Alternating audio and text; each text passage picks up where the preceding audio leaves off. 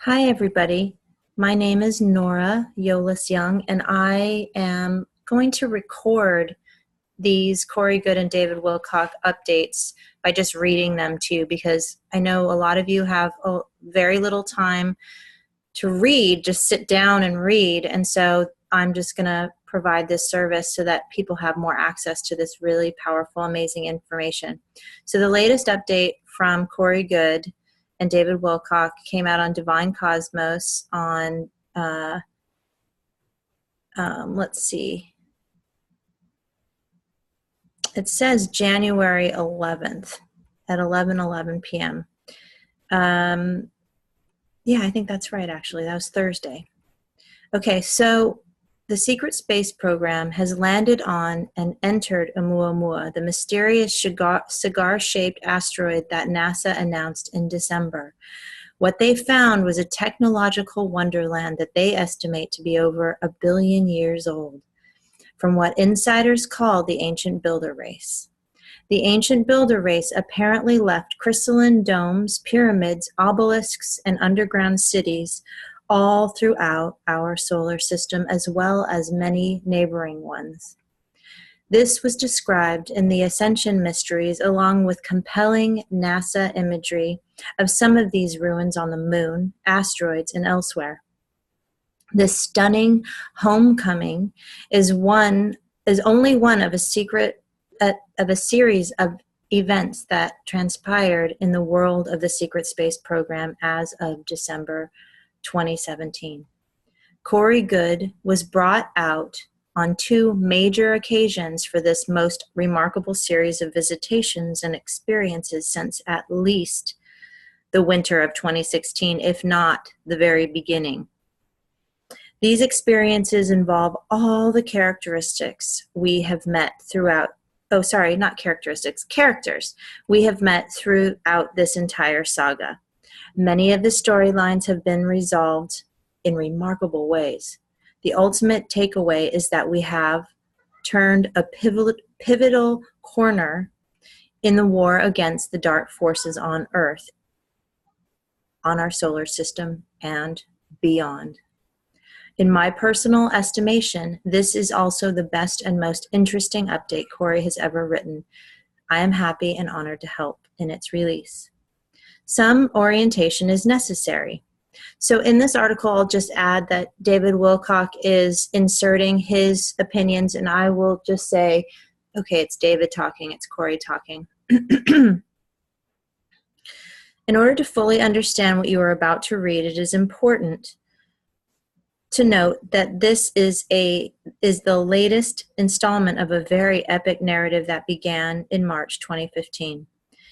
It was at this time that Corey was brought up to an alleged secret base on the moon known as Lunar Operations Command, or LOC, for the first time in many years. Sorry, those are the kids in the background.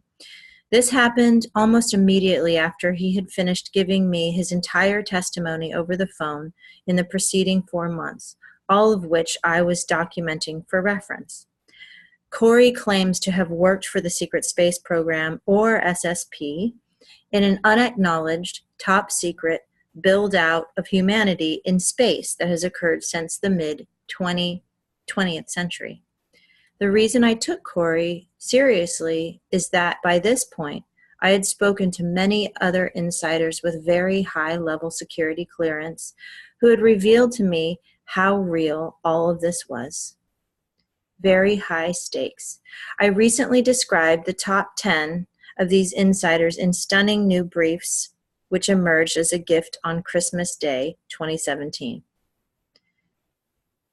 That same article debuted another long-term insider who has been quietly passing me intel for 10 years, Emery Smith. Emery claims to have autopsied some 3,000 different species of ET while working with Sandia Labs on Kirtland Air Force Base. Many of these things, he told me, were later independently verified by other insiders, including Corey Goode. The depth and sophistication with which these different witness testimonies all fit together has convinced me that they are telling the truth. and referring to a greater whole that does indeed exist. Emery decided he had to come forward after having everything stolen, an armor-piercing bullet left on his countertop, and then a head-on collision. We formally announced his debut episode on Cosmic Disclosure to the world on Christmas Day after a "soft launch," in quotes, of the episode had occurred the week before. The very next day, 3 black SUVs abducted his dog. Within hours, he became so sick with apparent influenza that he had to go to the emergency room. As we launched this article, he is again receiving hospital care for this severe illness. These events only further seemed to confirm that, in quotes, someone, namely the deep state, very much did not want him to come forward with this stunning intel. Corey struck with the same flu. Sadly, a very similar thing just happened to Corey. He was supposed to be along on the air with Jimmy Church last night in conjunction with this article's originally intended release.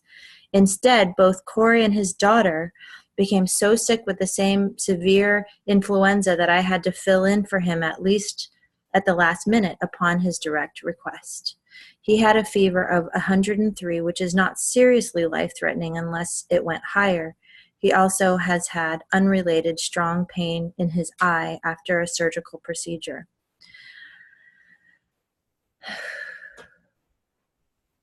I'm saying this to let you know that he should be fine.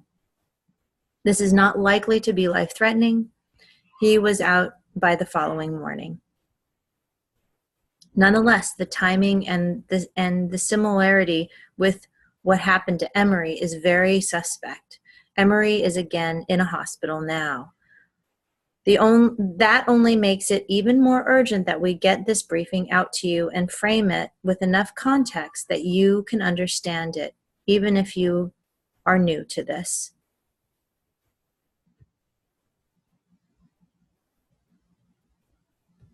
Various ways to familiarize yourself.